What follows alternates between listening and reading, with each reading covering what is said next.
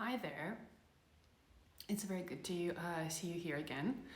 And today I would like to give you an update about what's going on with me and also talk about one thing that I've been going through in the past week. So, if you have not seen the last video or the first video that I recorded, you can find it in the description.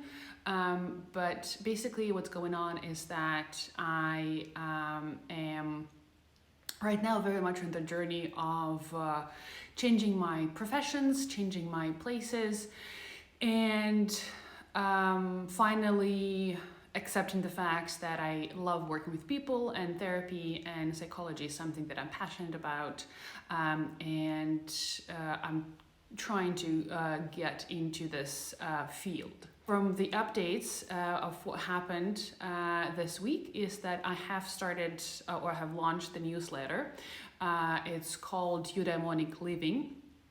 And I will talk a little bit about eudaimonia in the next videos, because I realized that very few people actually understand or know what is human flourishing and what is eudaimonia.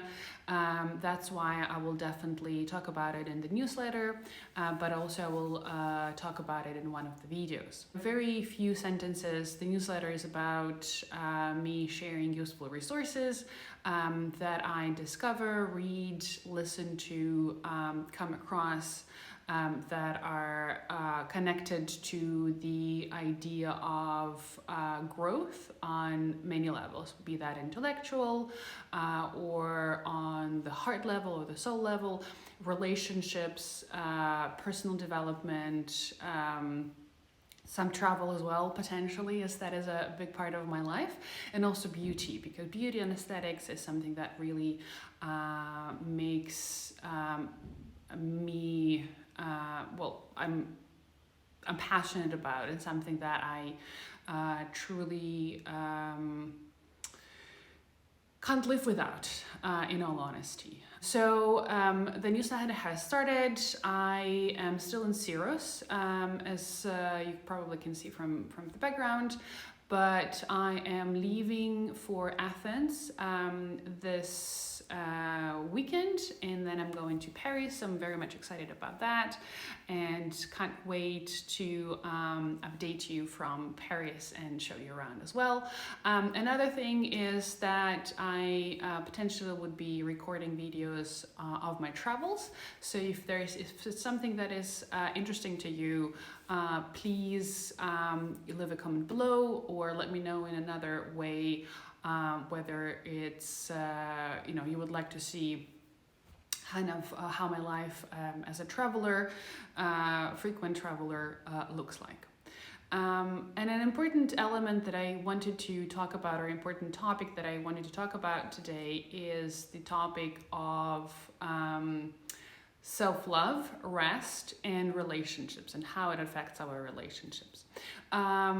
I would like to talk, to give you a personal example, and then discuss a little bit about how I handled it, or handled the situation, and what I kind of realized subsequently of how I should have done it differently.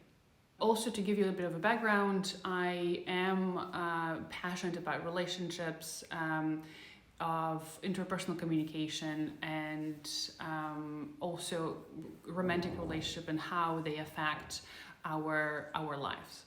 So the situation was that I'm going to get very personal here, but so I met when I was in London before leaving for Greece, or when I was in Oxford before leaving for Greece.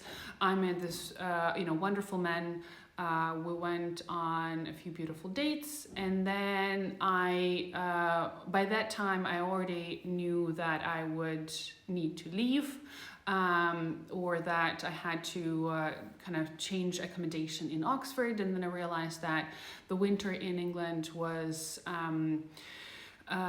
really draining to me and too gray, and I feel that I have started developing seasonal depression, and also I think just a lot of uncertainties in my life, a lot of work my inability to maybe to balance things out a little bit sort of affected everything, and I had a lot of things again in the air.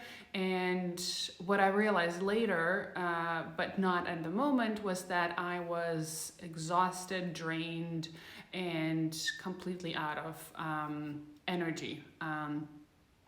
But given my love for relationships and dating, and finding a man who would like to build a long-term relationship, I decided to go on a date and see how it goes. And it went well. It went great, actually. I had the connection with the person. But what happened is that, given that I was in Oxford, he was in London, and then also given that, again, I was uncertain of where I was going, how I was going to get there, the deadline was coming. It was all very last minute things for me. And I was juggling so many things and very much survival mode on. So I had to really take care of, I didn't know when I would be sleeping next week. So I did not realize at the time, but it was extremely stressful time for me.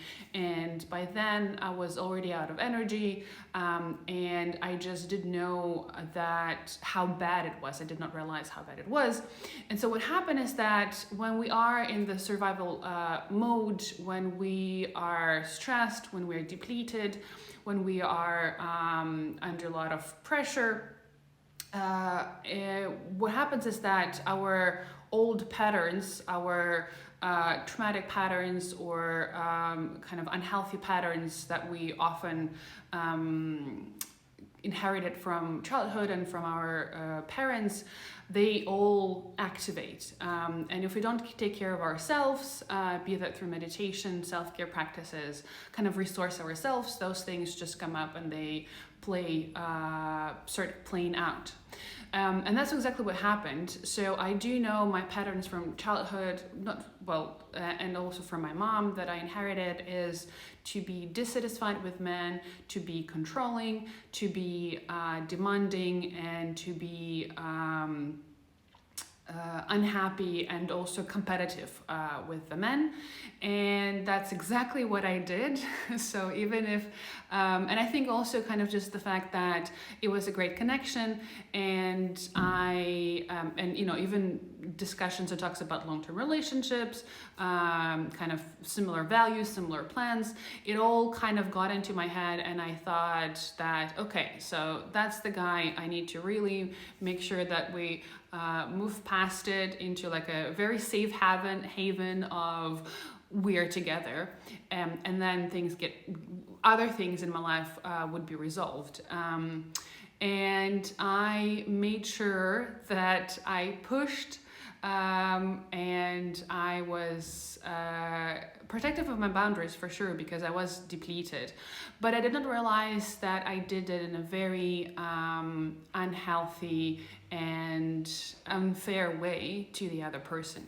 So instead of actually understanding that, I'm sorry, I need a break, I need a pause, and I need to take care of myself, I need to focus on myself, I need to figure out my own life, I need to really kind of disconnect from the world and from the people and not start anything new.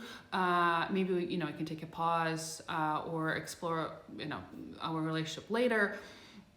I decided to go all the way in and sort of put responsibility of taking care of myself on another person after 2 days, and just kind of demand attention and love and all the things that I couldn't give myself or didn't have enough of at the moment on the pretty much a random person, and a random man for that as well, because I definitely realized that I needed some kind of male energy and male kind of female male dynamic emotional support and care and love. And so somehow I just decided that we have a connection, let's just go all the way in and imagine that we've known each other for so long. What happened here is that, and obviously I screwed it up, and I kind of put out my demands out there. I said, it's either this or that. Are we gonna work on it? Is it going to be priority or not? And obviously the person has other things in his life going on, and it didn't work out. What I learned and what has been going on for the past week for me or so was a lot of insights that have been coming up. So the energy that kind of broke me also made sure that I could rebuild myself in a different way, right? So I started channeling that energy into more creative areas. A lot of the times we think that someone else can help us and save us without us taking care of ourselves first. So it often happens with women, I believe, and also especially those who have more anxious attachment styles. And if you want to know more about attachment styles, I'll probably talk about it some other time in later videos. But and especially people who put a lot of value on relationships, which I do. I love my people. I love that the crowd that I have and the friendships that I have built. My friends are my family, and when you have you put such importance on relationship with other people, what can happen is that you will stop being connected with yourself and would like to kind of receive whatever it is that you really have to give to yourself from other people, right? So what happened is that I did not realize how drained I was and how depleted I was and how I was completely out of any resource at the time when I met this guy. Let's call him Mr. X. But what I realized, I was tired, which I also actually talked about. But instead of me going, for example, away and giving that love and attention and support and kind of emotional commitment to myself, I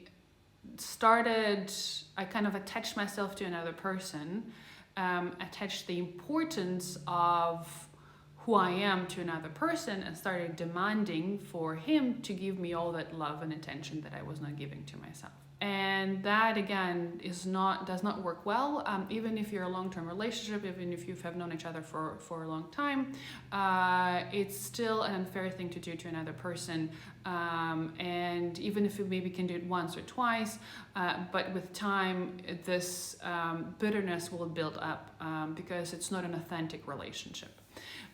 Or an authentic need and an authentic way to relate to each other. Because I know very well that now that I was very much in my ego, and I was, again, playing out those programs that I had from kind of, again, from my parents, but I was not in my heart and not authentic with myself, not aware that I was doing that, and again, in what sort of state I was. As a takeaway from my story here is that now I realize, even for example now when I talk to someone new, if I'm meeting a person, I always check in with myself about whether I have resource to talk with another person, and if I'm doing that, whether I'm doing from a position of honesty, position of confidence and love to myself, or from a position of demand, expectations, and from a position of taking rather than giving. It's always kind of balance between taking and giving. But if we enter in a relationship, particularly at the very beginning, from a position of taking, what can you give me? What can I gain from it? It's not going to be a healthy and long-term and authentic relationship. To finish up, I wanted to share a quote that I had saved somewhere on my desktop and that came back to me in one of my meditations the other day. And then goes like this: love given is courage gained. And I've been meditating on it for the past couple of days, and I do really think that we can talk, of course, about boundaries and balance in the relationship, not kind of getting into the toxic relationships or giving all the time and never taking or never receiving.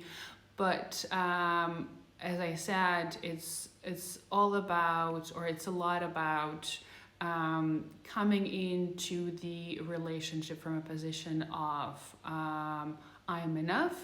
I have a lot of, or I have energy, I have resources, I love myself no matter what, no matter whether it works out or it doesn't work out. But I'm curious about the other person. I am open to learn and to listen, and to listen with empathy, kind of learn from another person. And I'm here also to connect on this human level of love and support. So here's a little bit about me. That's my update for this week. Thank you very much, and I will see you next week.